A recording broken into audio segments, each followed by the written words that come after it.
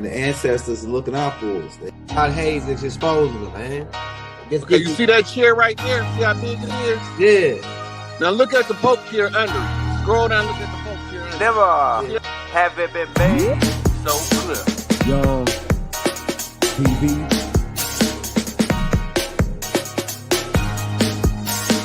Young. We running the game right now.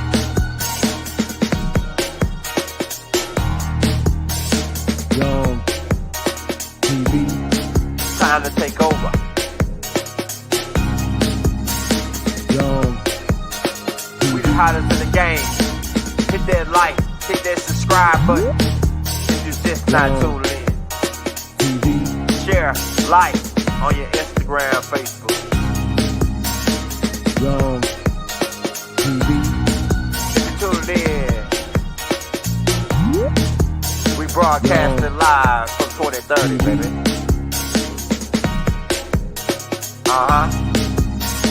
Young TV.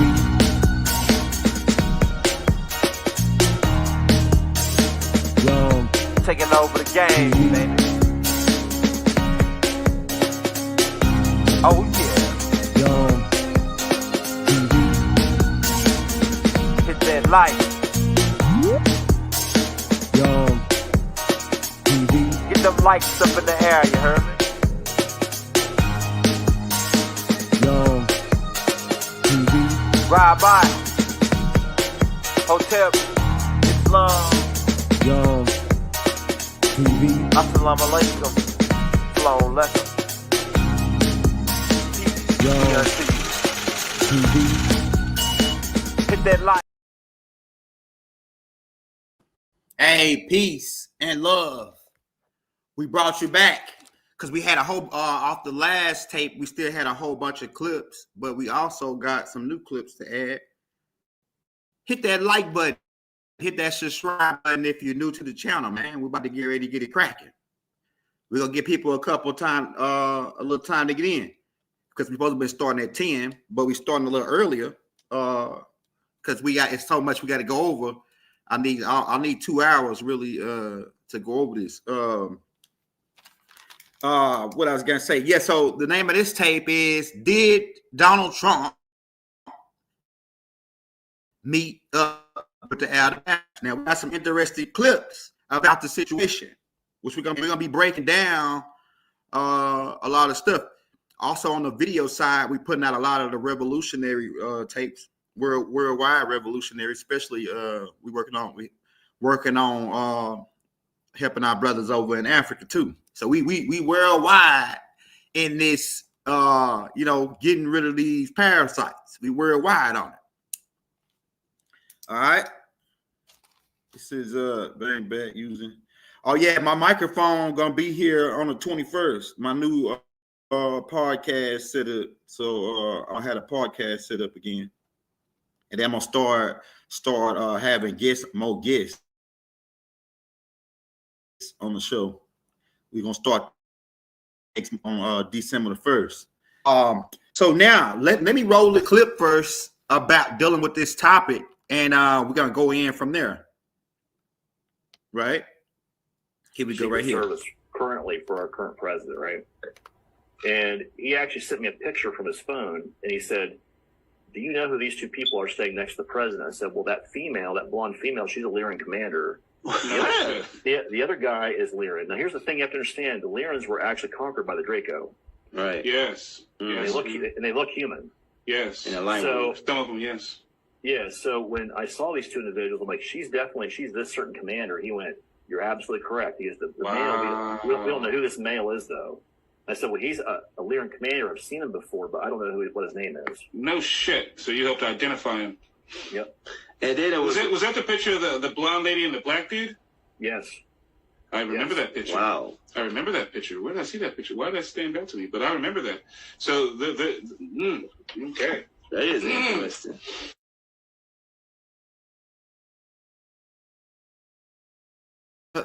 One of the guys says that lady standing next to Trump. That's one of the Secret Service right here standing next to for our Trump. current president, right? And he actually sent me a picture from his phone, and he said, do you know who these two people are staying next to the president? I said, well, that female, that blonde female, she's a Lyran commander. The other guy is Lyran. All right, so you see, if you look at the people, they look human. Like we was telling you, the Aldebarans, because he said Lyrans, they really Aldebarans. And like he said, they've been conquered by they were reptilian, working for the reptilians, because like I explained to you about the Aldebarans. I go back and get that tape about the Aldebarans, right? So essentially, these people are already meeting with the government. Now, it's not nothing new, because we know about the Eisenhower thing, 1954. It was Air Force Base. So it ain't no secret that the government is already been in contact and interacting with these beings. That's already out. Now, look how they look, right? They look just like us. Like I told you, it's several groups that look human, but the Aldebarans is one of them.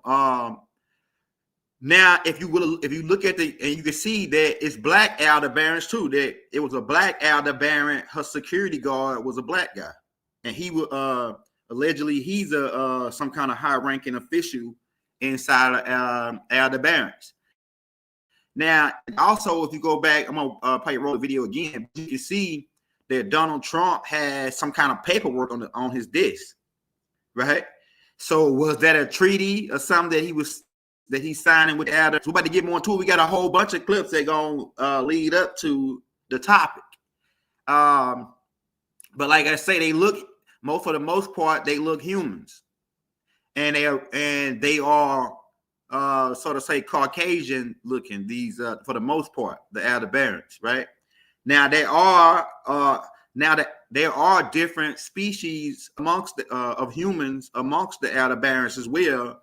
Like the later editions of the Asian looking ones, because it's Asian looking ones.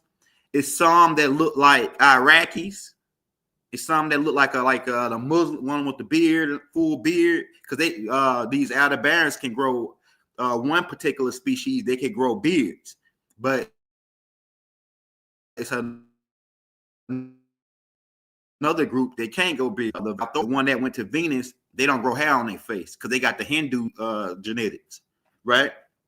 But so if you notice, like the Elvis Presley's, not the one with the long sideburns, there was a lookalike that they had hired after Elvis Presley lived, right? Remember they said Elvis Presley went home in the Man in Black movie, right?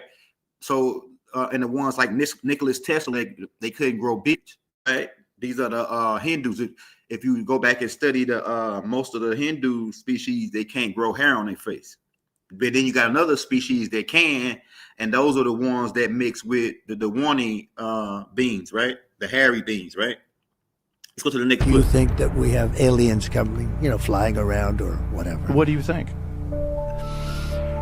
There's no reason not to. I mean, there's no reason not to think that Mars and all these planets don't have life. Sure. Well, maybe it's life that we don't know, but maybe there was life there at one point in time. This is a speculation about Mars, that Mars had an atmosphere at one point in time, a long time ago, that could support life. It also had large bodies of water. About the Mars thing, Donald Trump be what's the word? Like he know a lot, but he only say so much, right? So he know about the Mars. We got like about 10 tapes about Mars and the projects on Mars, Operation Baby Lift, all the different projects that they had on Mars. Now the cover up part about Mars is that we've been knowing us, like students, the Honorable Elijah Muhammad. We've been knowing about Mars, right? And the civilizations on Mars. The Honorable Elijah Muhammad taught us about that a long time ago. And he even goes into detail to explain how some of the creatures look. Now, let me give you a little background on Mars. Like Mars was a moon to Tiamat, which was Earth before it got split in half by a satellite from Nibiru. Mars looked like Earth. There's still water on Mars, right? And they found that out in 1971 when they sent Buzz them, and Neil Armstrong them on a secret mission to take pictures of Mars. right? We got videos of that on the Mars field trip to Mars tape that we put out probably like about 7 or 8 years ago. So it's they know about the ice capsules. They already went to Mars, set up bases on Mars. The government, well, it's a combination of several world governments dealing with the dark space program. And we break down, like I said, we got a tape called Field Trip to Mars where we break down some of the species on Mars. But one particular species, the one the Honorable Elijah Muhammad talks about, they are a leftover remnant from the Mars project, or a project called the Aldebaran project, where the Anunnakis were upgrading Homo sapiens to Homo erectus. Right now, in this process, if you get the Dr. Malachi Z York talks about it in the Holy Tablets. If you get in the process, it took about around 600 years of this upgrading. Mother Ninti, also known as Hathor in ancient Kemet, who is Anu's daughter, the chief scientist, was the head of that project with Enki, right? Enki, and then later on, Enki's son, Ningazita, who you know as Tahuti, and then like a couple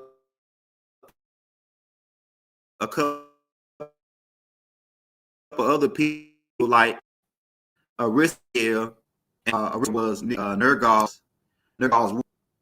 They keep on. You see how they starting to cut me, y'all? All of a sudden now I'm starting to get cut. All right. So let me say what I was gonna say. Yeah, Nergal is Enki's son, and then Rizqiyians is Angel. That's my mother's sister, who is Nana's daughter, half daughter with the Reptilians. She worked on a project, and I think it might have been like two or three other people. I know Murdoch stepped in and one point and helped. But during this process of the 600 years of them upgrading Homo sapiens to Homo erectus, they had different prototypes of this in between process from the Homo erectus to Homo sapiens.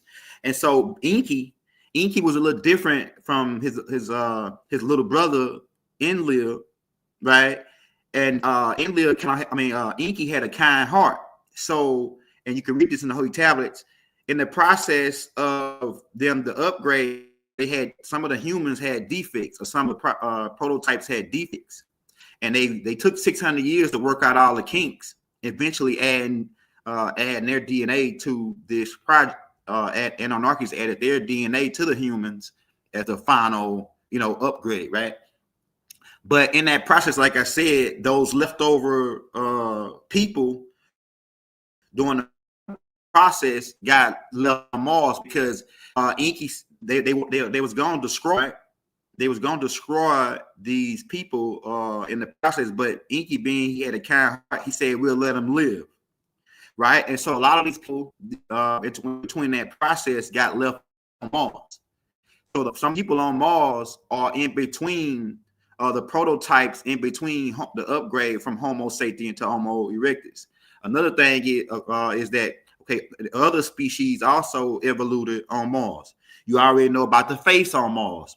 Doc said that face is a location or marker for incoming extraterrestrials to let them know that they were doing the upgrading of the humans. That's what that face is.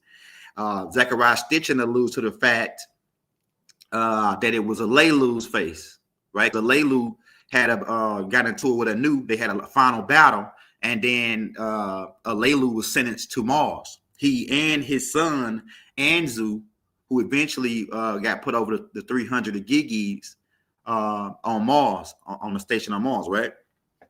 Okay, so why? And during that process of it was like, I think maybe like 2 or 3 shows that these Gigis were on Mars.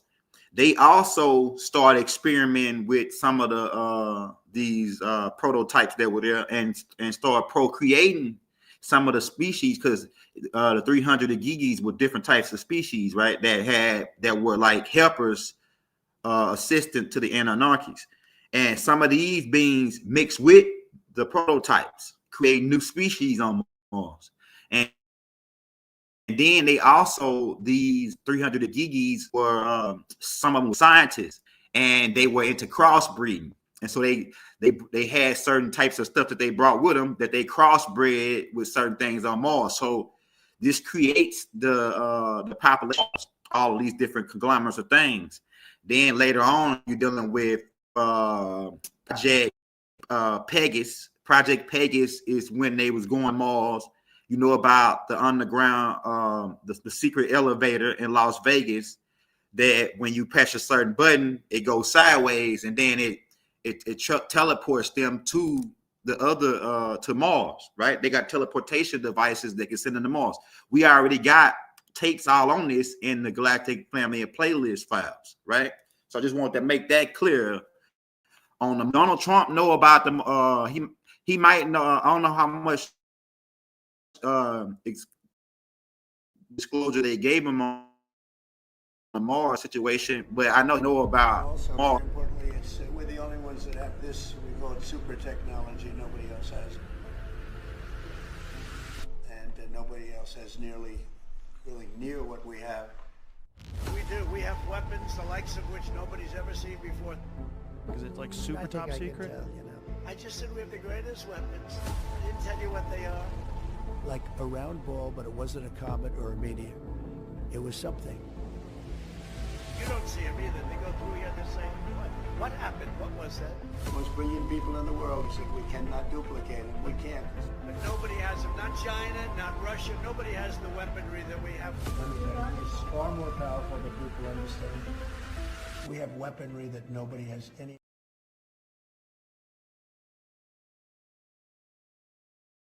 Talking about the United States has weapons that no other country has, and that is due to the deals that they made with with the extraterrestrials, going back to Eisenhower, letting them adopt humans in exchange for technology. So he's pretty accurate on, and then with the Project Paperclip, with the scientists Hitler, Ashtar Command, and Aldebaran technology that came with the Project Paperclip, right? And they made NASA a cover. NASA's a cover story, right? Because the real stuff was going on in the dark space program, and NASA was just for the public to say, "Oh, we doing this. We got these guys over here to build a rocket," right? Crap, that was part of it, but the rocket part really was to get the missiles and the nuclear bombs, get them a payload, right? Or get them a vessel to deliver the payload, right? They call a nuclear warhead a payload, the payload, right? Trump is he's accurate, and when he say they probably should let him see some of the technology at the military complex, and then some of the technology they don't even disclose at the military complex. Some of the technology the Pentagon goes down so many levels, stories underground, and they got secret facilities and scientists working on technology in there. So America is advanced more than the lotteries, but we don't know it. They study. I tell you, I'm finna study for me.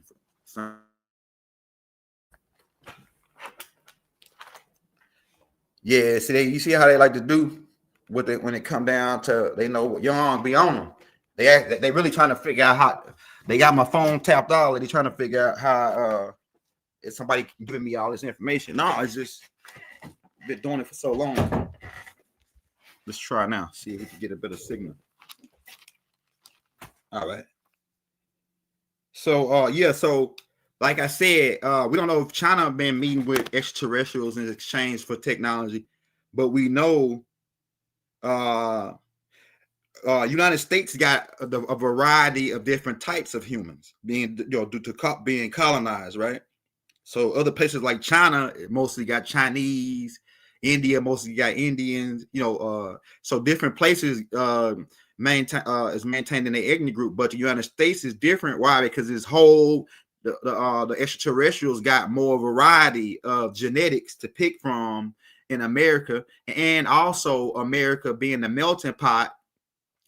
A lot of the DNA up over here is upgraded due to the different mixes that took place, right? So that's the part of it. Let's go to the next one. A lot of interest in the people coming from space, Yes. And I know you're interested in that. Oh, very interested in that. How much did they tell you about that? A lot. Really? Yeah. What'd they tell you? How much can you tell? So how's that work? Is it like super I think top I can secret? Tell, Tell me. Well, based on Hunter Biden, I can say whatever the hell I want, right? But I interviewed a few people. It's never been my thing, I have to be honest. I have never been a believer. I have people that Area 51 or whatever it is. I think it's the #1 tourist attraction in the whole country or something. Area 51 in Las Vegas. Do you know that, right? Sure, I know what it is. So anyway, but it's a big tourist thing. So I interviewed jet pilots that say they saw something. If you saw them, you'd love to have them. I've had a couple in here. Commander David Fravor. Yeah. I had him in, who had that sighting in 2004. Very, very compelling with video evidence, radar evidence. Ryan Graves. I don't believe his name, but I interviewed jet pilots that were solid people.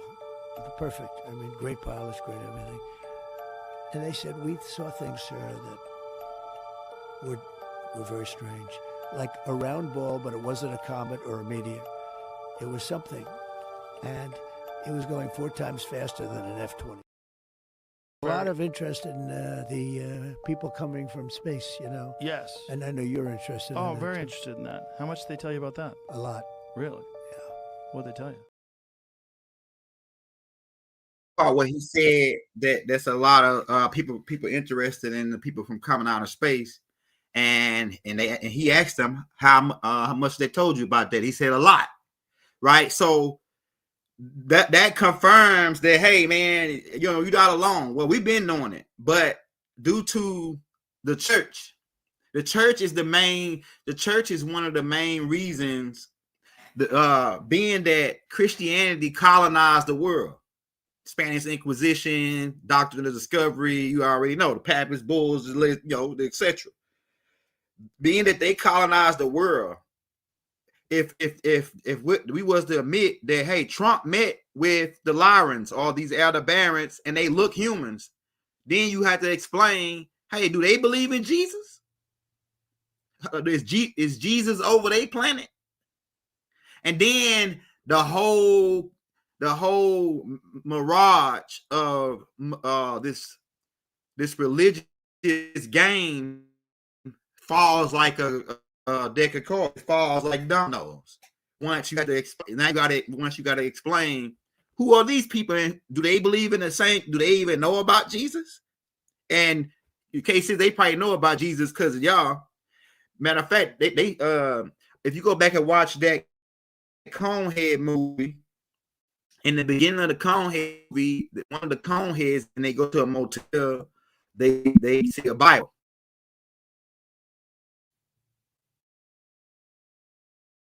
They see a Bible, right? And the Shriners are the one, the Freemasons is the one. Why they keep cutting me? See, they want to do it. They want to do it, right? I'm about to get closer to the internet, man. Hold on, let me try one more spot. Hold on, y'all. Let me try one more spot. They gonna. I'm gonna sit right by the internet, so if my internet, I'm sitting like right by the internet. Let's try another spot. Hold on, y'all. See how they like to do me? Let's try another spot, y'all. See if we can get some good signal up in here. We're gonna sit right in front of the internet, man. So we know if they cutting us now, we know it's a game. There you go, right there. Let's try it. Now, okay. Still messing up my camera looking. All right, so what was I saying? Yeah, so they told Donald Trump about all these different people come from outer space. Like I say, they had already logged over 150 races. They got pictures of some of them, drawings, pictures of their craft, they got bodies, etc. But like I say, Trump know about this, and the thing is that why a lot of this stuff is coming out is because the deadline that the extraterrestrials gave them to reveal their self over to that the government got to tell them about them. Now, that's what I was saying.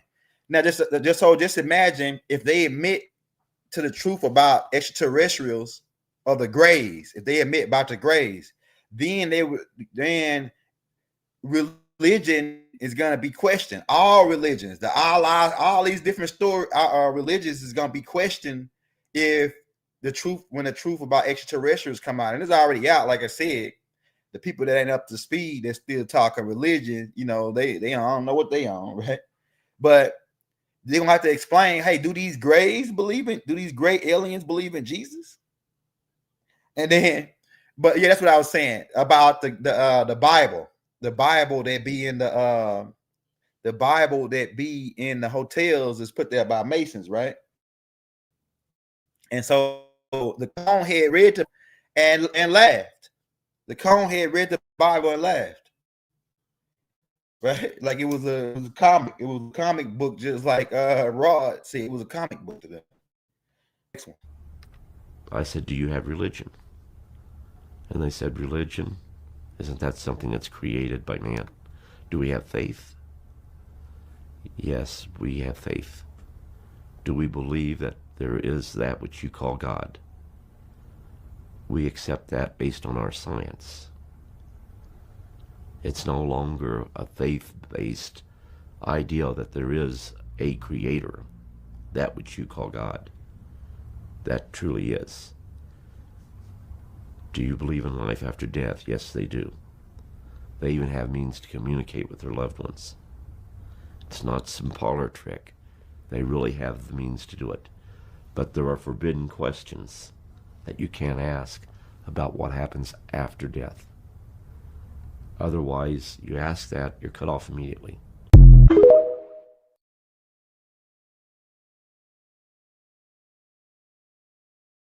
Hey, now, so he was talking about the God thing and the religious and how the extraterrestrials do the religion. Now, so there is no one single God that's controlling and creating everything besides the ultimate source of the universe, right? The ultimate source of the universe, the all, is one of the terms we give it, right? As the Nuwapians, the all is the ultimate source of the universe. That's the real God, right? Now, and under that, you have what you call creator gods, and it's more than one creator God, right? It's groups of them. Matter of fact, the Bible even referred to them as a group until they translated into English, right? And group and Elohim is the plural, while God they translated into God, but it's really Elohim, which is the plural, a group of beings. So, in a particular creation story that we dealing with, as far as the Earthlings, it's several different creations in different cultures. But the one the Bible is dealing with is the Anunnakis perspective on the creation, right? And the main creator God that was doing a lot of the creations was Enki. Enki is the son of Anu. Anu is the head captain or high master, the most high God of the Anunnakis.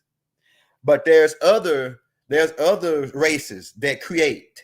That engineer species, that clone species, more than one race do cloning. It's very few planets. I mean, very few extraterrestrials that are on the level of the Anunnaki. Well, not. It's probably it's a low percentage that are on the level of the Anunnakis, meaning that they can create whole suns. The Anunnakis can create artificial suns, artificial planets, and then in fact the planet that they live on, called Planet X, the 12th planet, is actually a engineered planet. Engineered, really, it's a mothership, really, right? And so there are the creator God thing. It's not a myth. It's just misinterpreted on different levels, right? But like I say, the ultimate source of existence is the real God, right?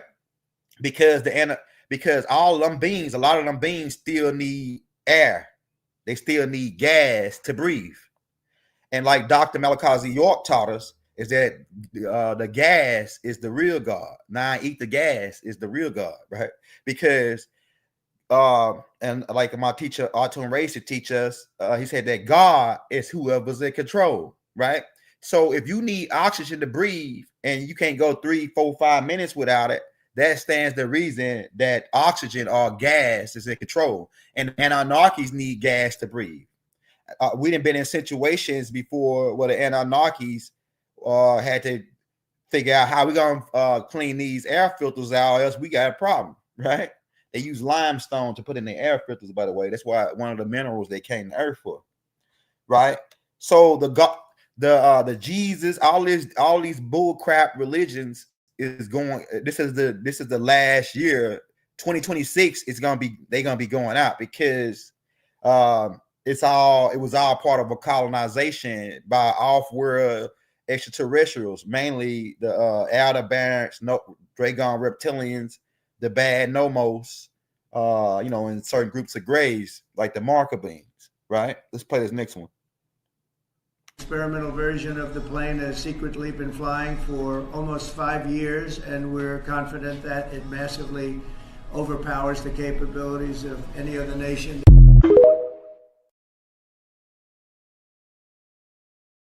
Hey, the safest bet is to join the Air Force, my brother. Shout out my veterans, man. I'm an army veteran. When I first joined the armed forces, if I could go back and start from where when I was 17, 18, I would have went to the Air Force because I had made a high enough on my ASVAB to get into the Air Force. Right? I think you got to make a 41. I don't know what it is now, but back then it was a 41, I think, to get into the Air Force. Right? So join the Air Force if you can, because the Air Force they do their runs on treadmills. Right? Hey, shout out my Marine Devil Dogs, man, because hey, the Air Force run on treadmills, man. What they do did it, man. You have so the Army and the Marines, everybody else, we like what they make fun of it like these guys run on a treadmill in AC for their PT, man. You know what I'm saying? Straight up, the Air Force. So I would have joined the Air Force. They got it made, man. Let's go to that next one. There is no heaven and hell. It just simply doesn't exist. It's a myth, a story. And are you judged? Let's run that back. Let them say it. They say it again, Alex Carter. There is no heaven and hell. It just simply doesn't exist. It's a myth, a story. And are you judged? From what they say, no. What happens is you cross over and you are shown places in your life where you chose to withhold love. And those are the choices, those are the reasons you come back, so that you can make different choices to not withhold love. Because love is what is. There is a God or something. The Andromedans don't know exactly what it is, but there is a force. Okay? They refer to it as isness. It just is. Okay? And it holds all of the dimensions and galaxies and universes together. It's intelligent. When we got to the discussions of God, I always used the masculine because of my upbringing. At one point, Visayas corrected me and said, well, if you had to give it a gender, it would actually be feminine. Okay? So grasp that. Again, it's a shift in what we've been taught. Let's see.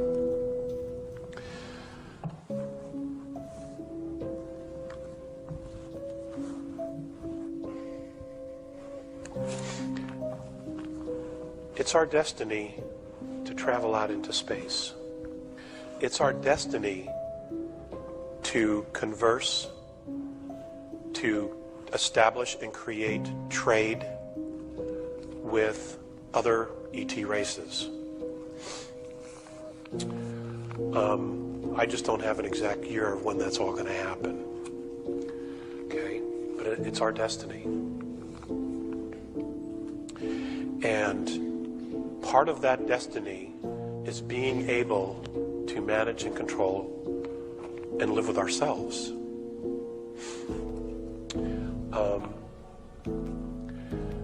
We all have a soul, okay? So we are spiritual beings. There is a creator, creatus, okay? What I want to do at this moment is also talking about there's no heaven and no hell, right? So the heaven thing, what is heaven, right? We gotta get a tape on what is heaven, right?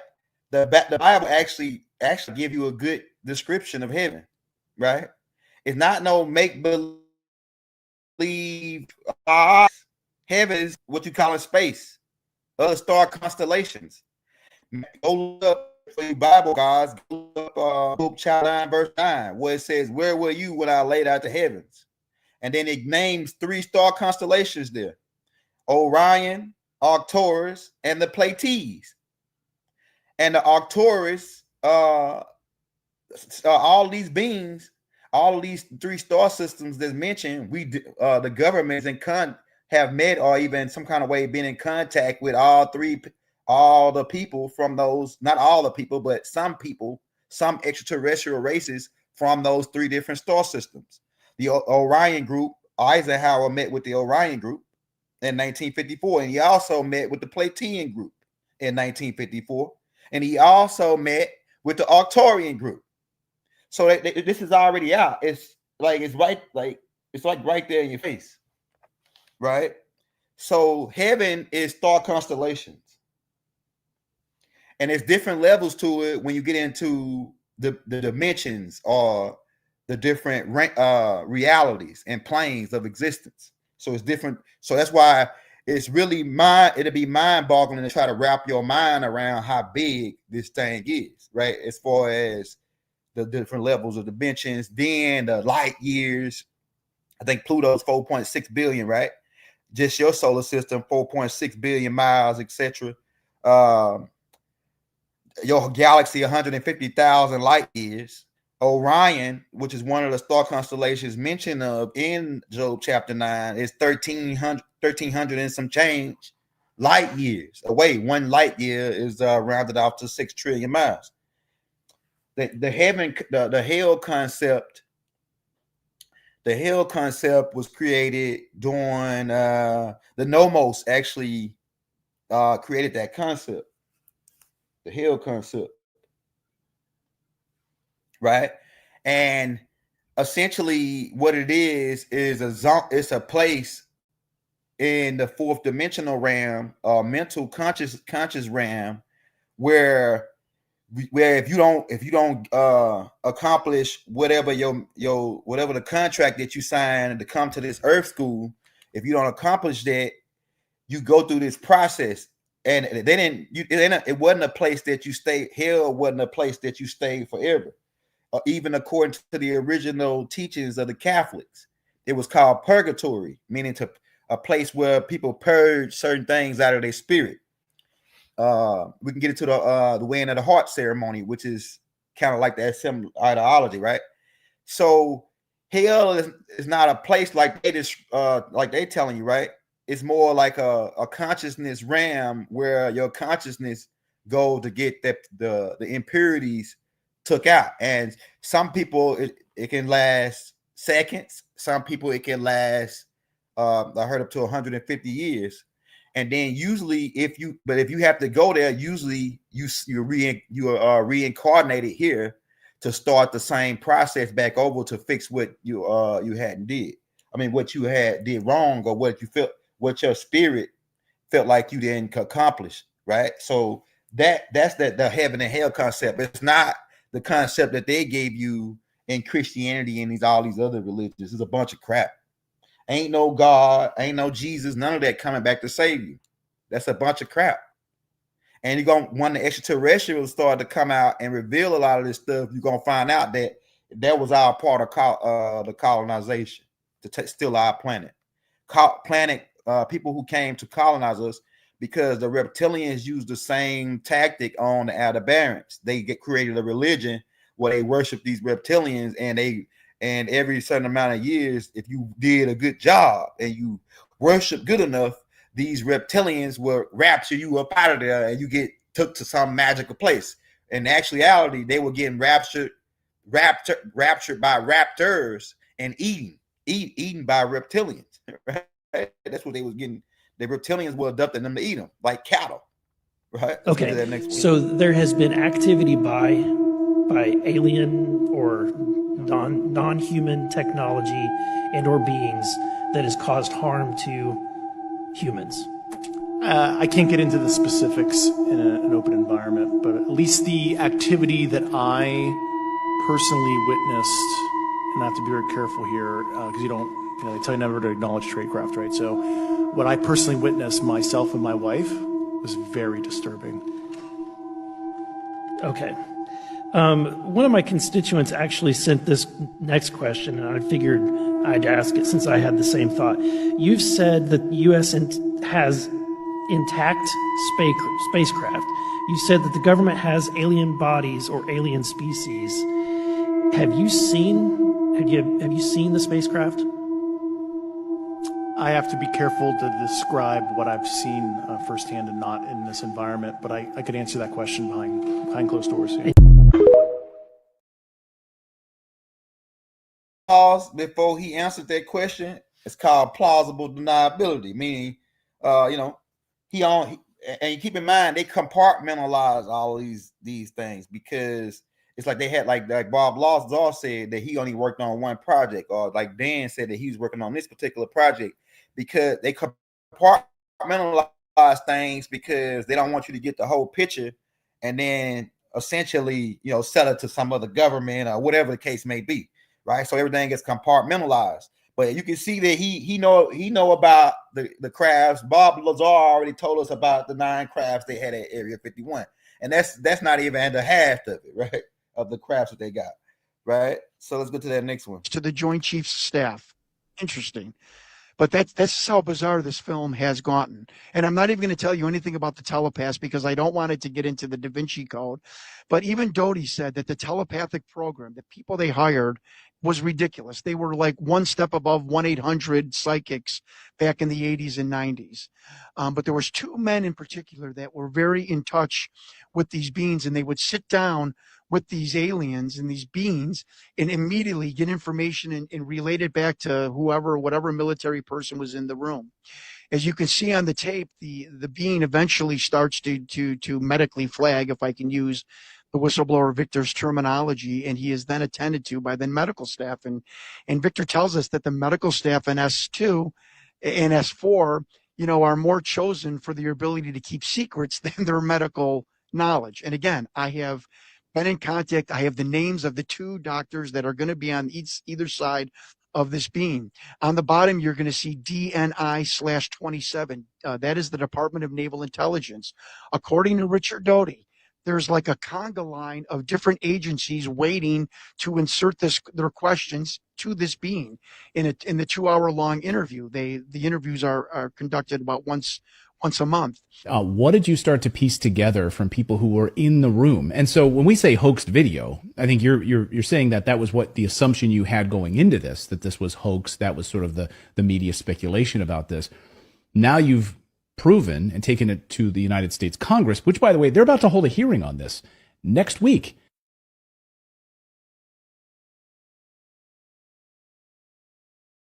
Right. So what you just witnessed there was an interview that they didn't interview maybe a couple extraterrestrials, some of them human. But that was in particular the Gray interview, where the Gray was, they were trying to get certain information of the Gray, and they was using that Gray that they captured, the one you were seeing. He's a marker beam, right? Now, how do we know that he's a marker beam? It's because some Gray species are allergic to ultraviolet light, right? The audience, they're not allergic to it, right? But these marker beam grays from the Orion group, of course, the Orion Crusade, they are allergic to ultraviolet light. So due to the crossbreeding in their genetics with these reptilians who are also allergic to ultraviolet light, right? And so in that interview, when the alien didn't tell them what they wanted to know, or when they thought that he was lying, they would administer certain methods. One of them was the hit them with that ultraviolet light because it burns their skin, right, and their internal organs, right, just like a vampire or so, right? Yeah. There's a shift, a change in perception of the public and the attitude. If it hadn't been for that, I would have went to my grave and never said a word about this because I wanted a normal, mainstream life career. Like I'm going to tell people, yeah, I'll stand on top of an alien engine in the basement of a top secret base called Area 51, mainly because I built an engine similar to it and it landed there, and that's why they wanted me there. And I was 17 years old at the time. Never, despite the fact that I won the most outstanding field of engineering sciences from the United States Air Force in 1971, and we can see newspaper stories and clippings of me and that rocket. So I still wouldn't stand a chance. So I decided, no, I'm not saying a word. I saw a lot of people take tremendous criticism in the 60s and the 70s, but then there's been a shift in the last 20 years. The American public now really believes there's somebody else out there. And if somebody would land here right now, the American public would go, cool. As long as they're not trying to blow us away or eat us up or something, there's no problem. What they will be a problem is that if the federal government's caught lying, which I know they are lying, they've been lying for probably since 1971 that I know for sure. So if they've been lying, then Roswell, very likely it's true. So they've been lying 50 consecutive years and probably much longer than that. The engine I saw did not come from the Roswell crash. The engine I saw was as big as the Roswell craft. So this is something even bigger. That's another one. So how many do they have? How much they got? You know, that's where the real problem is. Who shot King? Who shot, Senator Kennedy, and JFK? If they're lied this much to us, that's where the danger is that if it comes out. Somebody asked about the Lacerda files. The Lacerda files, we got the whole Lacerda files. Probably I was on a video side. It's probably like maybe like 3 months down on the video side. So we already got the whole Lacerda files. Dr. Malachi Z York already broke that down of who they were. They are extraterrestrials from the center Earth. Inanna had even the Inanna tape is connected because Inanna actually goes to the center Earth to meet the great mother of these people, right? And they a long time ago mixed with the Hindus, and so some of them they got shade shifting abilities where they could come to the surface and look human, right? So if you want to get the Lacerda files, we already got that. It's called the interview with the Ross. Can't say how to pronounce it. It's called I'll think of it in a minute. The name that Doc gave to him. But they reptilians from the center of the planet. They mix with the humans, right? So we already got them files already on the video side, and we got them in. If you want to get them, find them faster, go to the my playlist and go to different extraterrestrials, and then you can, when you scroll down where the reptilians at, all the reptilian. We got about like maybe 10 tapes on the reptilians. And all those files are right there in the reptilian file. Okay? Let's go to that next one. Good evening. This is John Lear, and today is March 22nd, 1989. We're standing just about 8 miles due east of Groom Lake, Nevada, the super government secret test site. And just a few minutes ago, we saw one of the government extraterrestrial UFOs fly over there. We all watched it for about 7 or 8 minutes. Right here I have my Celestron scope. It's 8 inches, and I had it focused in for about 15 seconds and saw for myself that in fact it was a disc. We're going to stay here for another couple hours here to see if we can show you folks an actual extraterrestrial flying saucer being flown by the government. So if you just stand by, and we'll be looking over that mountain, which is where they are. They also come over here, which is over at Bald Mountain. There's some lights over there which you can't see, but they are a number of trucks. We don't know whether they're looking down here or what they're doing up there, but we managed to get in here. We're standing on public land. It's completely legal where we are. And if you'd like to come here later in the show, we'll tell you exactly how to get here. Well, you can mention who's with you, John. We have Bob Lazar, and we have Jackie Lazar, Bob's wife, and we have Gene Huff. And this mission was organized tonight by Bob Lazar, who is a theoretical. Good evening. This is John Lear, and today is March. So you are John Lear. I think his father was in, Lear Jets. You know about the Lear Jets, and his family is involved with helping to try to recreate some of the extraterrestrial technology and implement it onto some of the crafts and dealing with Lockheed and etc. So he was working close with Bob Lazar, and they were, parts of disclosing some of the information, right? And so they was about 8 miles from Area 51, where he says that they were filming some of the government crafts that had been reverse engineered, or some of the alien crafts that they were trying to retrofit so that they pilots can fly, right? Because a lot of the crafts, the seating arrangements are made for like 3-4 foot tall guys, in Pacific Grays. Some of the crafts that they got, so they have to retrofit them to fit their beings, right? They humans. Project Sigma intercepted alien communications, and when the objects reached the Earth, they took up a very high orbit around the equator. There were several huge ships, and their actual intent was unknown. Project Sigma and a new Project Plato, through radio communications using the computer binary language, which the aliens understand very well, they're very mathematical minded, was able to arrange a landing that eventually resulted in face-to-face contact with alien beings from another planet. Project Plato was tasked with establishing diplomatic relations with this race of space aliens. But in the meantime, something else happened. In the meantime, a race of human-looking aliens contacted the United States government. Where this happened, I do not know. I wish that I did. This alien group warned us against the aliens that were orbiting the equator and offered to help us with our spiritual development. They demanded that we dismantle and destroy our nuclear weapons as the major condition. They refused to exchange technology, citing that we were spiritually unable to handle the technology which we then possessed, and has not that been true throughout our history? They believed that we would use any new technology to destroy each other, as we always have. This race stated that we were on a path of self-destruction, and we must stop killing each other, stop polluting the earth, stop raping the earth's natural resources, and learn to live in harmony with each other and with nature.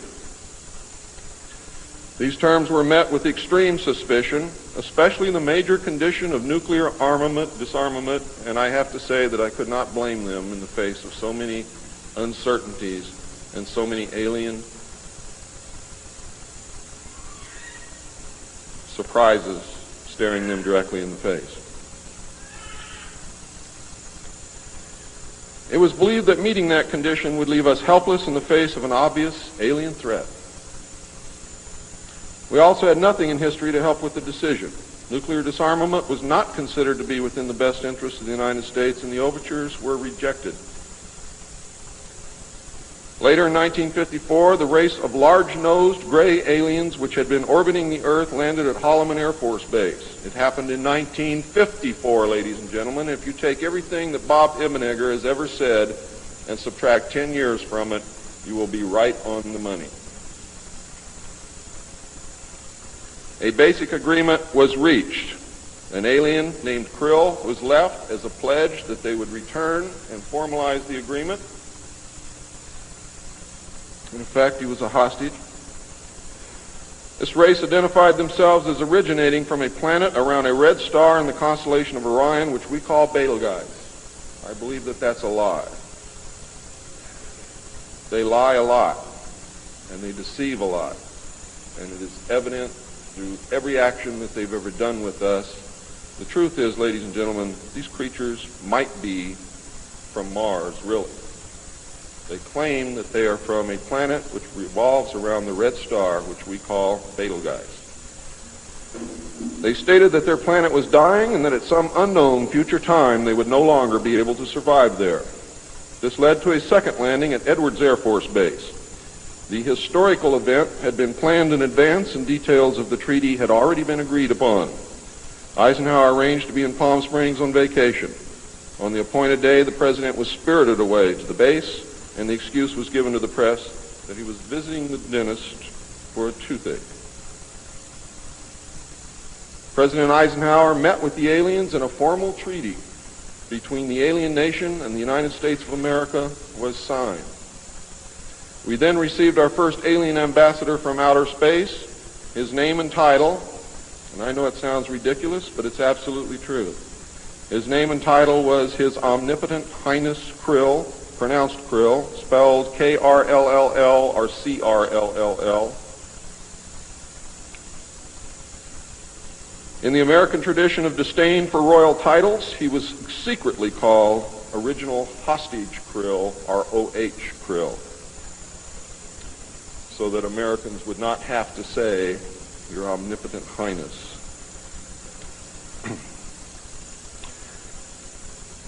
You should know that the alien flag is known as the trilateral insignia. It looks like a TP with two circles on either side of the V and one pole running straight down the middle. It is displayed on their craft and worn on their chest on their uniforms. Both of these landings in the second meeting were filmed, and the film exists today. Where it exists, I do not know, but I do know that it exists. The treaty stated, the aliens would not interfere in our affairs, and we would not interfere in theirs. We were particularly interested that they do not interfere with anything that would affect our future, which has been violated. We would keep their presence on Earth a secret. They would furnish us with advanced technology and would help us in our technological development. They would not make any treaty with any other Earth nation. They could abduct humans on a limited and periodic basis for the purpose of medical examination and monitoring of our development, with the stipulation that the humans would not be harmed, would be returned to their point of abduction, that the humans would have no memory of the event, and that the alien nation would furnish MJ-12 with a list of all human contacts and abductees on a regularly scheduled basis. And this is not being done. It was agreed that each nation would receive the ambassador of the other for as long as the treaty remained in force. It was further agreed that the alien nation and the United States would exchange 16 personnel each to the other with the purpose of learning each of the other. The alien guests would remain on Earth, and the human guests would travel to the alien point of origin for a specified period of time, then return, at which point a reverse exchange would be made. I have no knowledge whatsoever of what happened to those original 16 humans who left the Earth with the aliens. It was also agreed that bases would be constructed underground for the use of the alien nation, and that 2 bases would be constructed for the joint use of the alien nation and the United States government. The base at Dulce is one. The base at S4 in the area known as Area 51 or Dreamland is the second. Exchange of technology would take place in the jointly occupied bases. These alien bases would be constructed under Indian reservations in the 4 corners of Utah, Colorado, New Mexico, and Arizona, and one would be constructed in Nevada in the area known as S4, located approximately 7 miles south of the western border of Area 51, otherwise known as Dreamland. All alien areas are under complete control of the Naval Department, and all personnel who work in these complexes receive their checks from the Navy.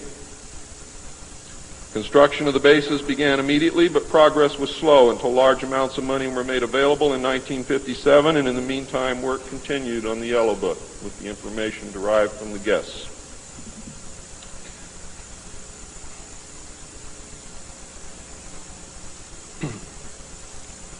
would like to say at this time that the movie that most of you may have seen, how many of you saw Close Encounters of the Third Kind? That movie was absolutely true. Those events did take place. Not exactly as you saw them, not in the place where you saw them take place, but there was a landing, there was an agreement, there was conversation, there was an exchange of personnel made. I would like to say now also that J. Allen Hynek was the technical director on that movie, and he was also the co-author of Grudge 13, which I read between the years 1970 and 1973, along with another man named Lieutenant Colonel Friend. As you learned last night, it's the real nice guys that get you. Right, Phil?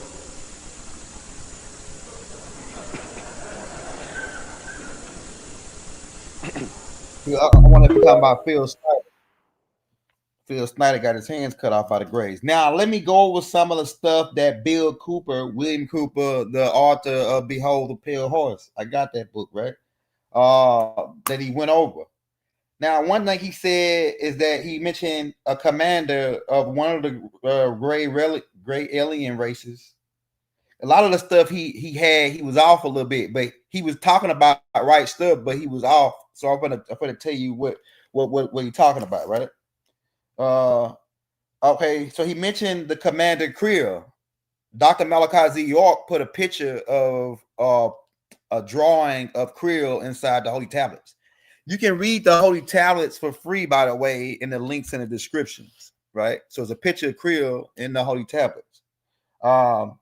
Creel wasn't captured by the government. They actually captured one of Creel's underhand guys, who they later named J-Rod, right? And he was working with the government. And Creel now met with the government to get the wreckage, the bodies, and to get J-Rod back from the government. But the government didn't want to give J-Rod over. And it was a serious beef because of that, right? Between Creel's group, Creel is the captain of a group of Greys. Really, matter of fact, the original Greys, the first, the Greys that the good ones that worked that the Anarchies created as these, and they freed them. They freed them after they got through working for them, right? The Anarchies freed these guys, the good side. So Creel is the leader of these Ramadian Greys. That's one species. And he is right about they come from Mars, but they don't necessarily live on Mars. Now they were created on Mars maybe about 30 billion years ago. Creel and them actually live in a star system called Zetos Reticuli, which is about 39, 37 or so light years away. So Creel and them came back, like I said, to get the wreckage from the craft, from the government, and the government didn't want to give it over to them because they wanted something in exchange. And Creel and them didn't really want to give them. They actually gave them a lot. Actually, Creel gave them a lot. Creel gave them a lot of cures for a lot of stuff to try to get the wreckage back and the craft, right?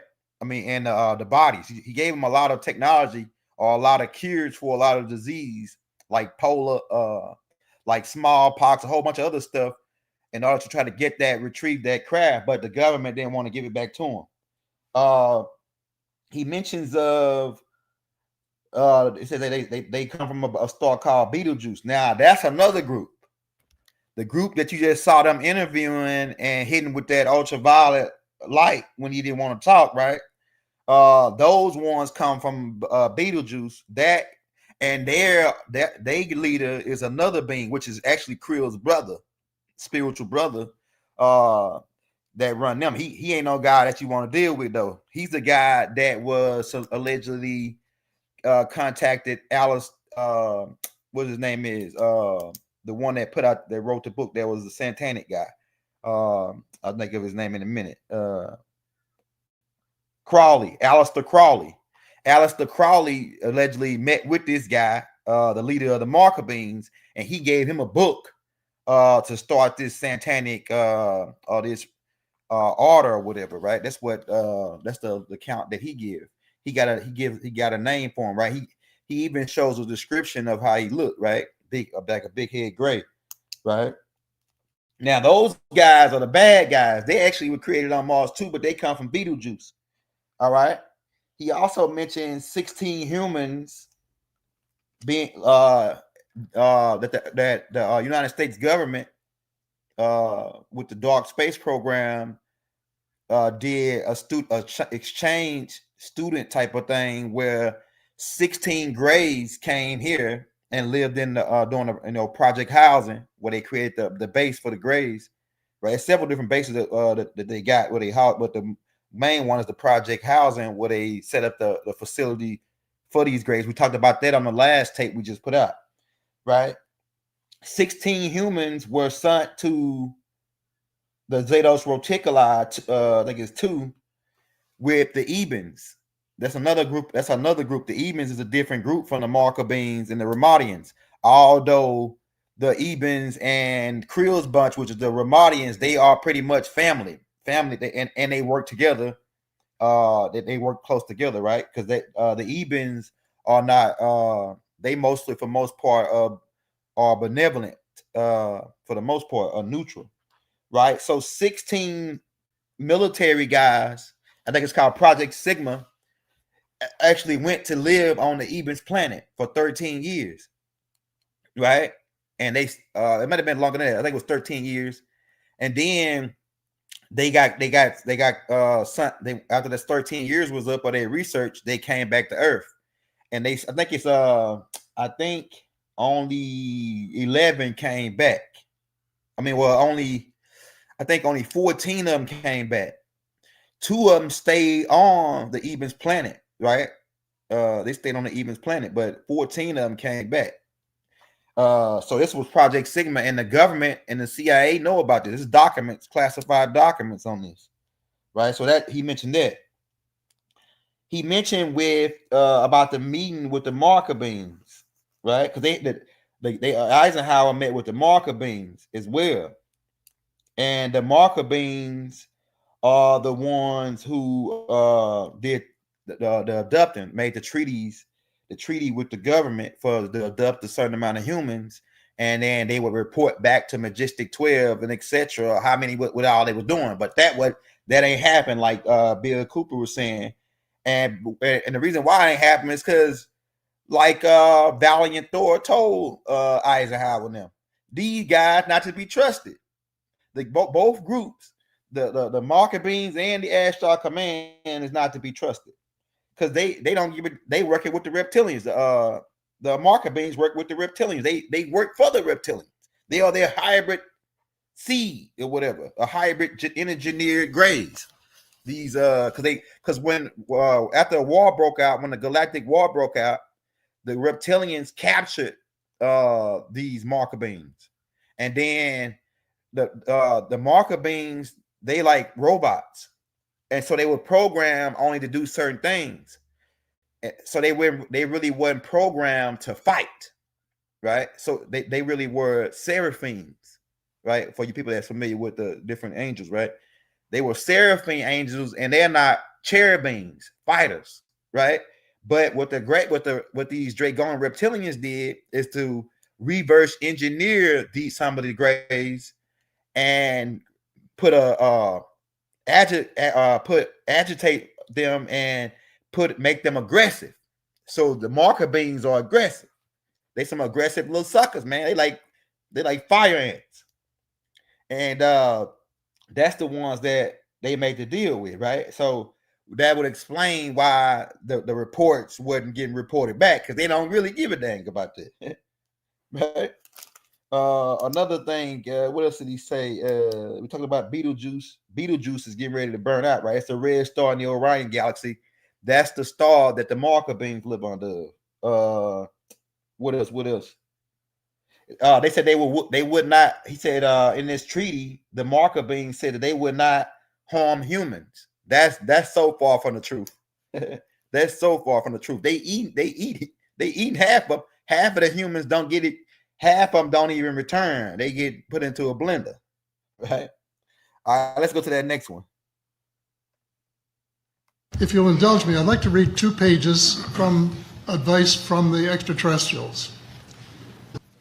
Yes, it's true that we have been in contact with your government and heads of power. It is also true that we have been It is also true that agreements have been made and kept secret from your people. It is also true that in the past, some of your people have lost their lives or have been badly hurt to protect the secret. Our hands had no part in this. We contacted your leaders because your planet is in grave trouble. Your leaders said the vast majority of your population wasn't ready for anything like us yet. So we made time agreements with your leaders as to when your people would be made aware of our presence. Your air, your water are contaminated. Your forests, jungles, trees, and plant life are dying. There are several breaks in your food chain. You have an overwhelming amount of nuclear and biological weapons, which include nuclear and biological contamination. Your planet is overpopulated. Warning, it is almost to the point of being too late, unless your people act. There are better ways of deriving energy and food needs without causing your planet any damage. Those in power are aware of this and have the capability of putting these methods into worldwide use. Those in power view it as a military and security threat. That upset me. You mean to tell me that the people in power have the ability to save and better the planet, and they aren't doing it? Amnesty. What do you mean? Complete amnesty to those in power, governments and leaders who have been suppressing the truth, that they can't be held liable for any past wrong deeds. It is the only way these leaders can come forward with the truth. It is necessary that you do this in order to work together and survive. Just listen at the word pray, right? Pray is something that carnivores do when they hunt for food. So just think over it. But when you talking about praying, you're talking about sending telepathic signals to your ancestors, right? Your ancestors exist. How do you know? Because you here. You know what I'm saying? You wouldn't be here if your ancestors didn't exist. So your ancestors, and they when they came and colonized us, they labeled this as demonic, and they called it unfamiliar spirits. Familiar, la familia, it means family in Latin. And keep in mind, their whole concept is as far as that Christian concept, when it coming from the Catholic point, is coming from Latin or Greek, right? The New Testament is written in, they say it's written in Greek, right? But it's only certain books though, because some books were written in Arabic, Syriac Arabic, like the Book of John and the Book of Revelations, originally the Injil. So when you praying, what you're sending is telepathic signals to your ancestors for help, and they will help you any way they can. So that's why prayers get answered. Praying to Jesus and all these other guys was to steal your power and give it over to the beast.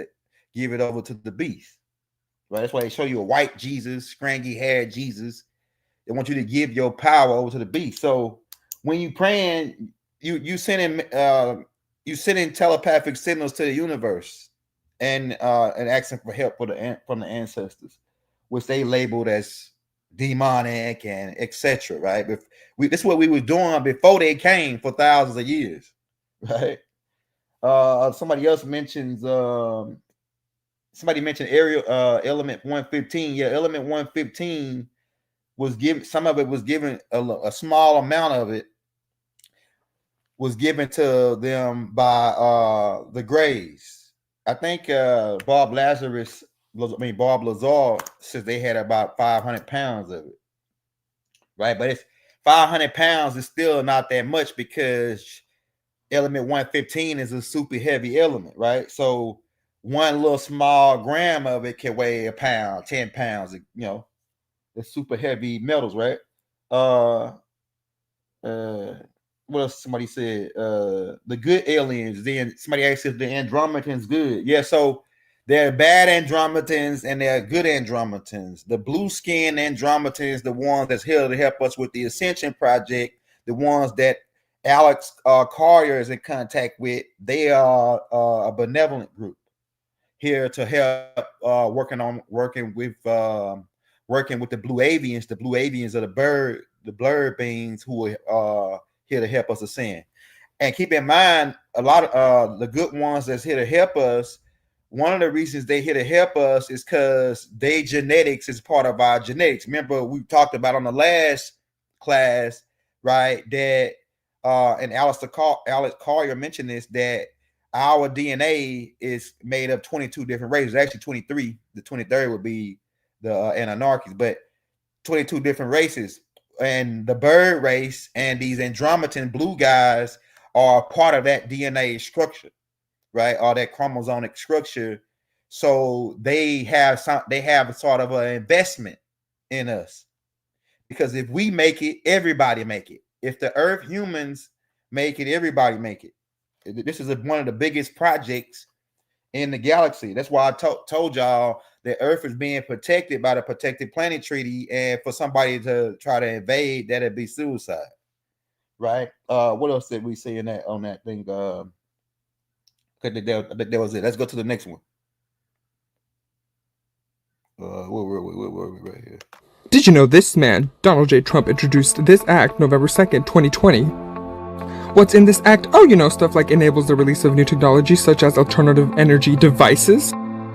Originally introduced by JFK, but sadly we know how that ended. GESAR was going to be introduced September 12, 2001, but of course the Deep State did not want that, so they did this. And this. For many reasons, but most importantly to destroy all evidence of GESAR. Election fraud was done to make sure that man became president, so of course, GESAR would never be talked about again. Oh yeah, they're all part of the same gang. But then JFK Jr. asked his friend if he could finish what his dad started. You know, the homophobe who hired 5 openly gay men, the racist who privately donates to African Americans. Yeah, the NESARA plan. I just really want to talk about that NESARA. That NESARA plan is the Ashtar Command's agenda. The quantum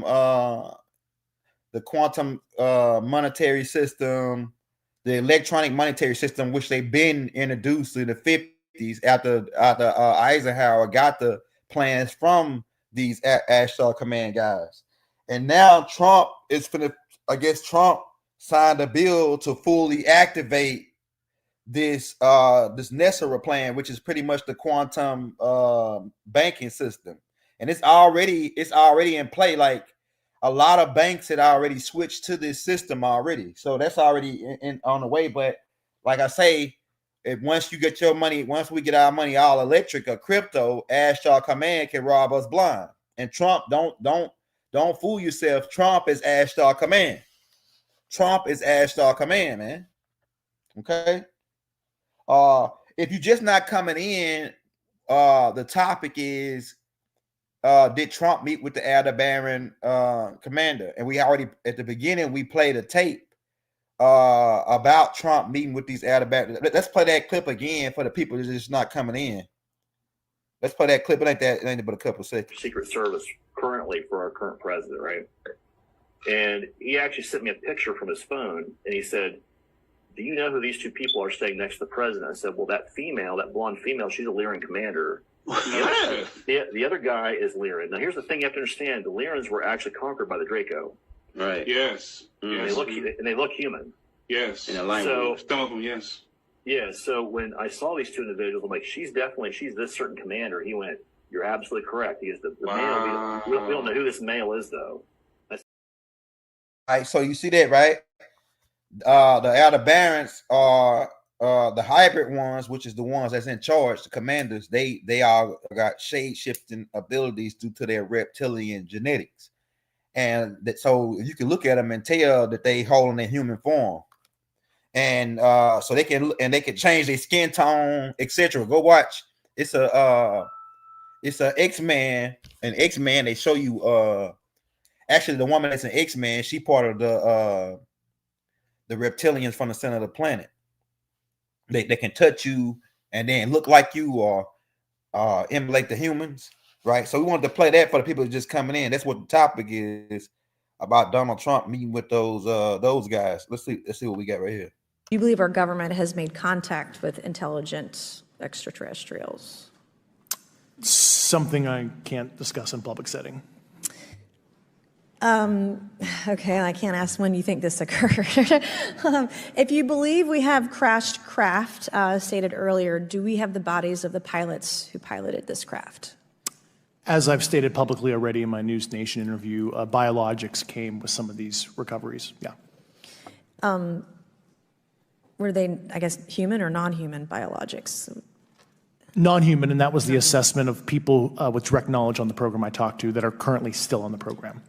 Do you believe our government has made contact?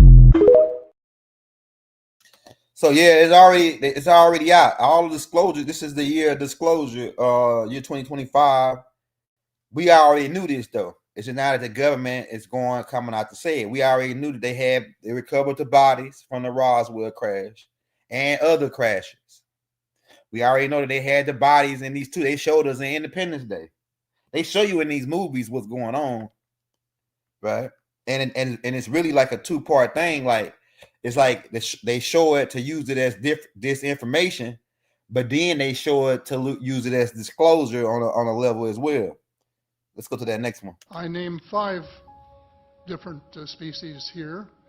I'm aware of more now. As a matter of fact, I saw a document just a few days ago that mentioned 20. And I think you, Mr. Chairman, were interested in some of the places they might come from. And I have in here Zeta Reticuli, R-E-T-I-C-U-L-I, Reticuli, the Pleiades, Orion, Andromeda, and the Altair star systems. So I don't think we can any more refer to them as they, because they're not an amorphous mass. They are different species and consequently may have different agendas. I don't think we can say that they all have the same agenda any more than we could say that the United States, China, and Russia had the same agenda. Our real interests may be very similar, but as of now, our perceived interests are still quite far apart. The other species that I learned about not too long ago was called the tall whites. And this is when Paula Harris broke the story just a few years ago. And through her good offices, I had the chance to talk for about 3 hours with former Airman Charles Hall and listen to this absolutely fascinating story of how he was working with, first of all, he was scared out of his skin, but after that, when he got to know them, how he was working with, and finally they became to trust each other and have a good working. All right. Oh, hold on, my sound out, right? My sound out. Hold on. So I don't know if y'all know or not, but I went to go live in Albuquerque, New Mexico for 6 months to study extraterrestrial and UFO phenomenons. And like I said, I ended up getting up out of there because I felt real uncomfortable, like I was being followed all the time. I felt like I was being followed, and then I almost died.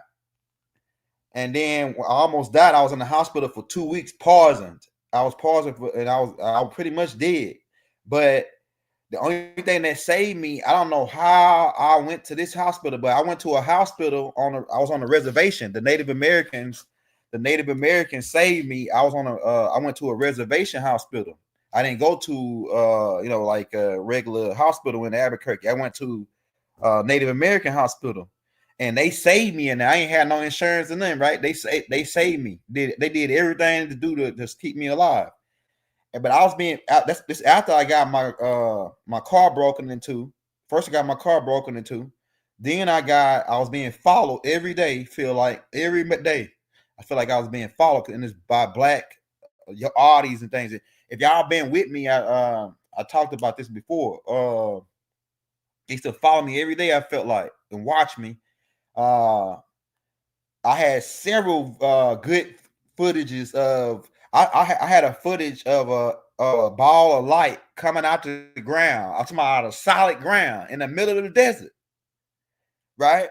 And I had videos of a car lot. They had a car lot in the middle of the desert where people would park their cars in this parking lot in the middle of the desert, and then they get on this white bus, and the windows all blacked it out. All the windows, front all the way around, the windows blacked out on this white bus, and they would get on this white bus and then drive off into look like the middle of nowhere. But come to find out, from what Julio and some Native Americans told me, it's a place called Silver City in Albuquerque, right? If you're going down Interstate 25, right? They call that Extraterrestrial Highway. Come to find out, it's a military joint base with extraterrestrials over there, right? Up in going down Interstate 25, when you get to Silver City in Native American territory.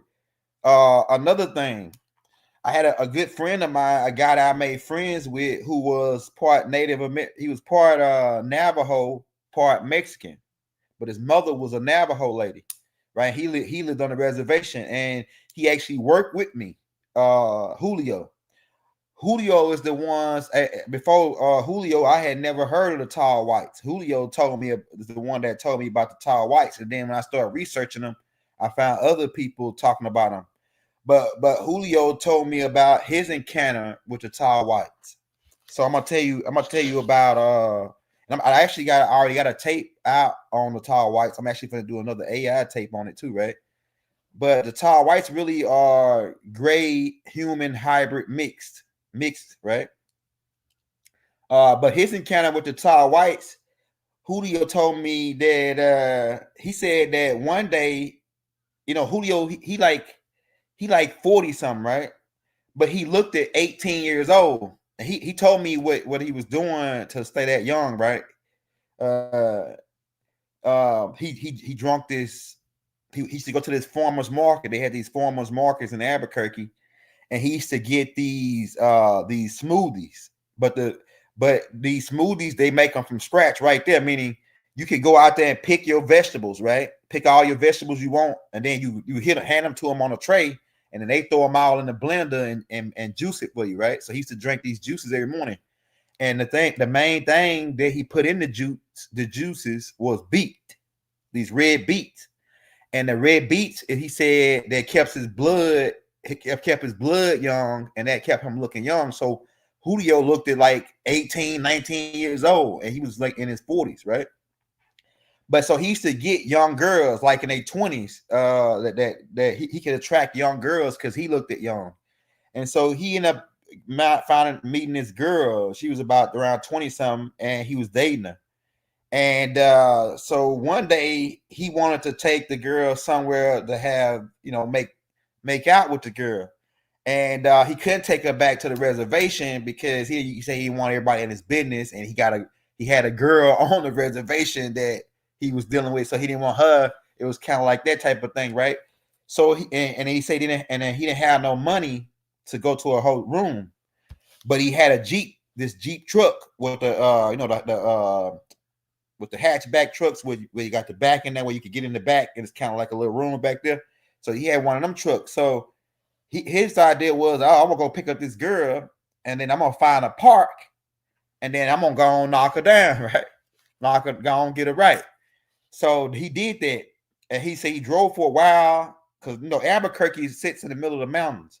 He said he drove for a while, and he saw this park. He said the park was on the side of a mountain. He said he drove up in the park, nobody out there. He parked. Him and the girl let down the back seat. They got in the back, and they got their clothes off, and they got into it. Julio says about, and I swear to God, man, it's exactly what Julio told me on my soul, man. Julio said that he was making love to the girl, and then about 3-4 minutes went by. And then he said all of a sudden he felt like the hair on the back of his neck standing up, like somebody watching him. He said he looked back through the window, right? Like he was on top of the girl. He looked back through the window and he saw this powder white looking being with straight, like whitish blonde hair. They had like a latex blue uniform on with like black people looking eyes looking into the back of the thing, right? And then he said when he seen it, he said, ah, like that, right? And he said, ah, right. And he said when he did that, the thing jumped back, like not like running. He said the thing just jumped back like 200 feet, like from his truck, like in less than a split second. And then he said he was still frightened. And said he looked out of the window and he saw this thing, these tall whites is what he can't know what they was, right? He saw these tall whites standing off watching his truck, and it was like about 5 or 6 of them out there, and then 2 of them were little like they children. Man, Julio say he got up in his truck, man. He said he didn't get his drawers back on. He got up in that mug, he cranked it up, he hauled butt up out of there, right? But then he said, but when he was so scared that when he left out, he forgot which way to get out, right? He just was trying to get away from that spot, right? So he said when he came out, instead of making the right that like he was supposed to make, he had actually made it left and just was driving. Julio said that he was speeding down a dirt road on the side of a mountain for maybe like 2 or 3 minutes. Then he saw 2 oncoming Jeeps, military looking Jeeps, like coming real fast to try to cut him off. And he said they did cut him off, and he stopped. And he was like, man, who the hell is these guys, right? And he said military guys got out with their gun with AR-15s drawn on them. And they had like different, they had not the regular military uniforms. They had some kind of special military uniform, and they built for high speed, right? High speed, right? And in military terms, high speed meaning fast combat, right? For you guys that don't know about what high speed means. So they had a high speed type like equipment. And he said they told him why they questioned him for like 15, 20, 30 minutes about why he was down there. And he told them what had happened. And then they said, well, you need to get back in your truck, turn around, and drive out of here. And he said he got back in his truck, as they said. He said they followed him all the way until he got out, these guys. Come to find out, what happened was, it was about 20 miles from where Julio was knocking that chick down, that the tall whites got a joint base with the military, with the aliens, right? And that they had the military told these tall whites that they only could go out so far. They really wasn't supposed to be way out by that park, right? The military, they really wasn't supposed to be by that park. So they actually ventured out farther from that park, and maybe they sensed Julio. I don't know. Maybe they wanted to, but I don't know why they was that far out, but they were farther than what they supposed to be out. And that's what happened. Julio said he saw the tall whites. That's his encounter with the tall whites. And then later on, once he figured out that, he started doing more research on it, and then he got more information. And he had already had all this information by this time when I had met him, when he was telling me this story.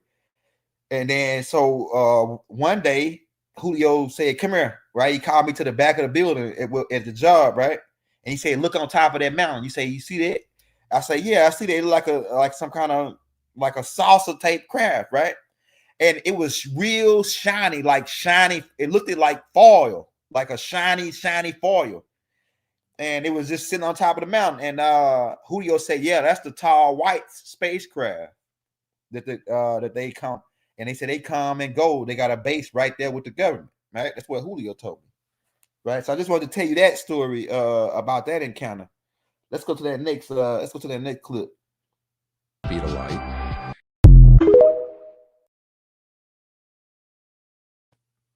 Oh yeah, that's what he talked about. That stellar energy is how some of the extraterrestrials picked up when they bombed Japan, and that nuclear cloud sent out a stellar signal, right? That some extraterrestrials picked up, and that started them to come here. But a lot of them was already here, though, right? What else I was gonna say? Oh yeah, okay. So about the tall whites, What else I want to tell you about the tall whites? They usually come and go as they please at this joint base, and a lot of the parts, some of the repairs are done to their ship. Because I remember one time, somebody said that, I think it was Julio that told me that they had a hole in their spaceship because they got the electromagnetic force field on their ship had malfunctioned as they were traveling to Earth, and some like a meteor, not a meteorite, or some kind of space particle hit into it and put a hole into it, right? And so they had to come to Earth to get it repaired. And so it's obvious that whatever the government, all these tall whites got some type of technologies at that base to repair their crafts, right? What else I want to tell you about the tall whites? I'm gonna actually do a whole tape on the tall whites, but I think they also got a base in Mount Sasha too, under Mount Sasha. We're gonna come back to that though. If you believe we have crashed craft, stated earlier, do we have the bodies of the pilots who piloted this craft? The story that kind of disappeared at a very sudden. Do you have any idea whatever happened to the drones? What happened to drones? Well, you had said that you thought the government knew what was happening with these drones over New Jersey. There were some by Bedminster. I don't know. They're over Bedminster a lot, so I can imagine. I'm going to give you a report on drones about one day into the administration, because I think it's ridiculous that they're not telling you about what's going on with the drones. And it's not only with me. Glenn was telling me today that in Virginia they have drones all over the place too, and nobody's reporting it. I don't know why they're not. Do you want to say something about it? Just one quick comment, which is we are home to the largest naval base in the world in Quantico, and we house a lot of the SEAL teams and have a huge national security infrastructure. And now for 2 years running, we have had drone incursion over secure airspace, and we still don't know why. And I think that's absolutely unacceptable. And I think President Trump and the new leadership coming in, I think, will work diligently to understand who's behind this and what we do in order to stop the digital surveillance of all of our secure infrastructure. I think somebody asked the AF show. Yeah, the AF show is about the Warnies. That came from Centaurians originally, and then they went to Cyrus, and then from Cyrus B they got brought to Earth by the Anunnakis. And so they make that series, the Alf little series, is about those beings. What else I was gonna say? Oh yeah, somebody asked how to spell a tall whites. It's just tall, tall as in TALL whites. The tall whites, aliens. Type in tall white aliens. Okay, That we have possession of bodies? Yes. We have is it multiple types of creatures, or? Sir, I couldn't answer that. I can tell you anecdotally that it was discussed quite a bit when I was at the Pentagon. The problem is the supposed collection of these biological samples occurred. Was this part of the Lockheed Martin discussion, or was this the biologics is a completely separate? Separate yet related. Okay. Has anyone made contact? Sir, I'm sorry, could you specify? Has there been to your knowledge, any communication with a non-human life form? So the term communication is a bit of a trick word because there's verbal communication like we're having now. The problem is you also have nonverbal communication. And so I would say definitively yes, but from a nonverbal meaning. He talking about verbal and nonverbal because most, like a lot of the extraterrestrial races are telepathic, right? And a lot of their technology is mind to thought operated. Okay, let's go to the next one. Is the government watching you, Bob? I didn't think they were after 30 years, but due to recent events, I would probably change. What happened? Jeremy and I had a private conversation out in a remote area of my property. Cell phones in our pockets, but turned off. All filmed. And filming it. And Jeremy was down there to film some of this documentary. He left the following morning, and simultaneously there was an FBI raid at my place of business. Yeah. Looking for what? Well, they said they were looking for some receipts from an individual that might have bought some toxic material from a company. But they came with more people than you could really think would even fit in our building. I mean, agency after agency, computer experts pulling information off the computers. And what do you think they were there for? Well, what do you think, Jeremy? They were able to repeat back verbatim a portion of the conversation that we thought was private, and that shocked us because we were joking that nobody even cared 30 years later what he says. But apparently it's not as it appears. There were 27 forensic agents with a truck there for paperwork. I don't know. We don't really care. We just know now that our conversations are not private. What, FBI, what about this as a crime? They're looking for some of the fuel from the craft that might have been stolen. Element 115 was always something Bob said fueled the craft, a stable version. And to be direct, which Bob is being direct right now, they were looking to see if he had any of that taken out of Los Alamos where they machined it, which he did say back in 1989. Like and share that this he did video. Get some out to do tests on.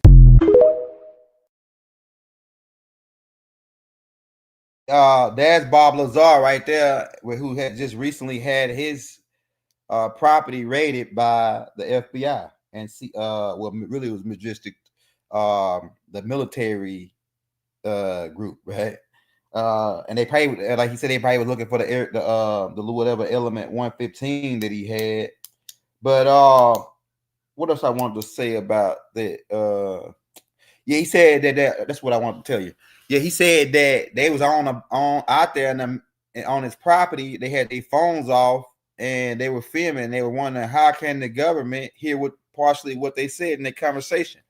And the reason why they can hear is because the satellites that they got is way more advanced than you think right now. They got the satellite technology is so it's like what Donald Trump was telling you about the technology that the United States government got. Their satellites is remarkably impressive technology now. They can for a long time they was able to zoom in on a dime on the ground out from outer space and tell you the time on it. They had this same camera system on the SR-71 Blackbird. I remember my granddaddy telling me about it. He said that they can fly maybe close to 100,000 miles up in the air and take a picture at 2,300 miles an hour or so and take a picture of a dime on the ground, tell you time on it. What kind of technology is it? That's before they had this technology on satellites, they were using the SR-71 Blackbird, which is mostly been decommissioned because of the fuel for that stuff is like gel, and it leak out that fuel so like rubbing the hand sanitizer. It's like a hand sanitizer, the fuel, and it's like gel, and it actually leaks out the craft before it take flight. That's why they got to refuel as soon as they get up in the air with this SR-71 Blackbird. But the SR-71 Blackbird was decommissioned after they got the satellite technology that can now zoom into the dime on the ground. But not only can it zoom in on a dime to a dime on the ground, it can infrared inside of your house and tell who all's up in your house using infrared. It also can pick up sound frequency now. So I'm thinking, Bob, if you listening, Lazar, if you listening, that they probably use that technology to, that satellite technology to pick up your conversation, especially, and it's hard for them to pick. They got this 3D image thing that can, if you go back and watch what movie that was Enemy of the State. Just go back and look at how they were utilizing that satellite on Emily. They can rewind and record and go back, and that was in the movie with Will Smith, The Enemy of the State. right? And then you already know about the Minority Report with Tom Cruise, where they're using satellites to pre-predict crimes. They call it the pre-crime unit. And if they like my master teacher, Dr. Malachi Z York, used to tell us, if they showing you something in a movie, they already 6 to 7 levels deeper than that, right? So you got to keep that in mind, right? So they got satellites that can zoom in and pick up conversation, can reiterate a 3D image of the whole scene.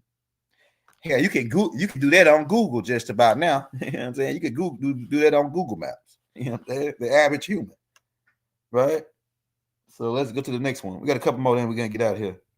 April 25th, 1964 was the first official communication between our government and the aliens. 3 saucers landed there by prearranged agreement. It was filmed by 5 high-speed cameras, 68,000 feet of film. The reason we know this is because in 1972, when they were going to release the first information about UFOs to the public, a very knowledgeable writer, his name was Robert Emenegger, was asked by the agency to write a documentary, which he did. And they were going to release this thing, and we had the whole history of the UFOs, and the last part of the documentary was the footage of the saucer landing.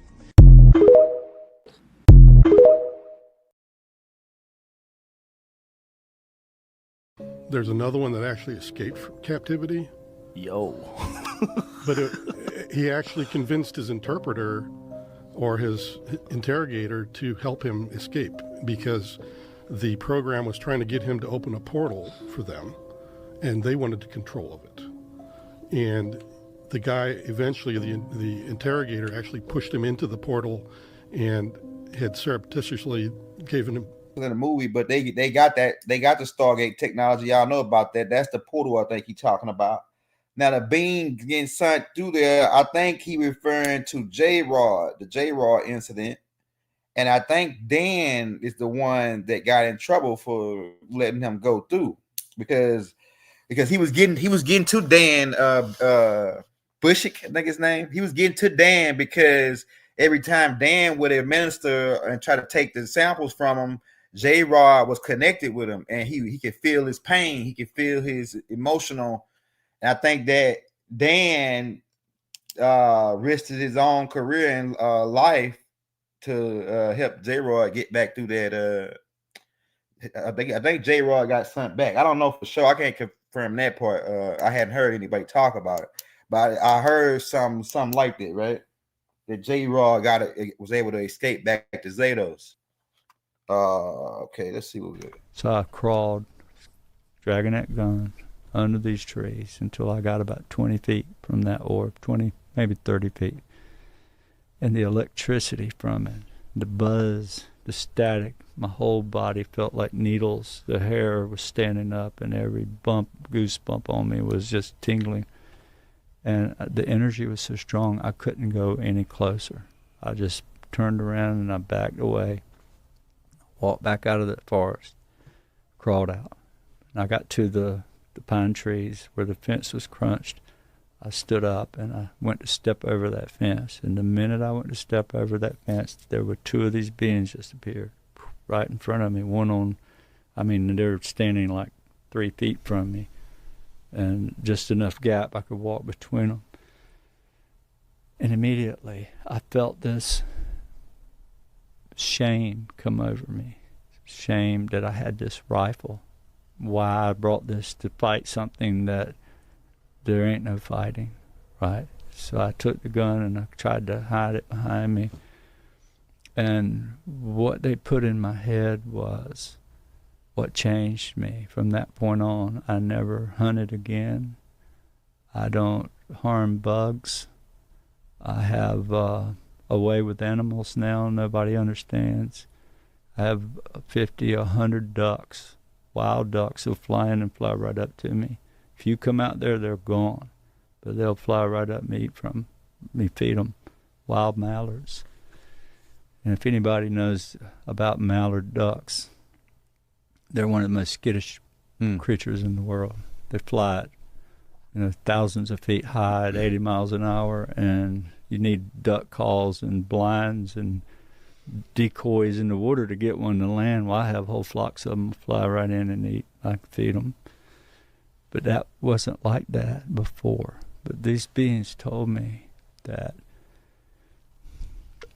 they changed me. They told me that the way they put it in my head, when I say told me, they don't really talk. They put images that you know. It's just telepathic, I guess you could say.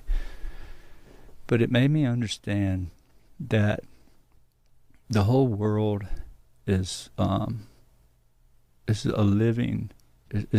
Everything from the grass to every single animal, bird, tree, all had a consciousness.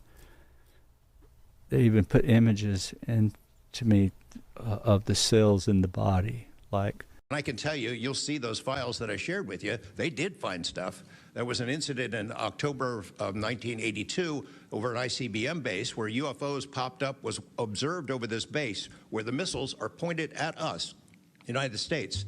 These UFOs perform incredible maneuvers. They split apart, they fuse back together, they'd appear and disappear. And right at the end of this 4-hour period, the launch control codes for the ICBMs lit up. Something entered the correct codes. The missiles were fired up and ready to launch, and they could not shut it down. The Russian officers were panicking. The UFOs they disappeared. The launch control system goes back to normal. Colonel Sokolov and his team came in, took the thing apart, could not figure out what it was. It wasn't a power surge or EMPs or some of the baloney excuses that our country has given for similar events involving our nuclear missiles. They thought it was a message from wherever the UFOs were from. And that's a chilling thing. I mean, we were a couple of seconds away from World War III starting, and the UFOs were. There's another one that actually escaped from captivity.